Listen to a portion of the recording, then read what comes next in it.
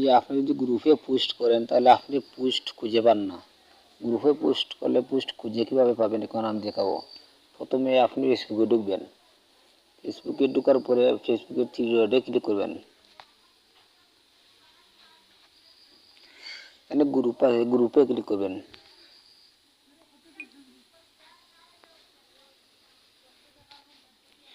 আপনি যে গ্রুপে পোস্ট করেছেন এই গ্রুপটি সিলেক্ট করবেন।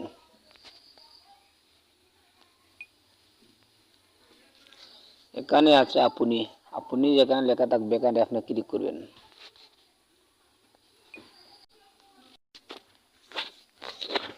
এই দেখুন আমার পোস্টটা দেখা যাচ্ছে, আমি এই গ্রুপে পোস্ট করছি। এই দেখুন পোস্ট,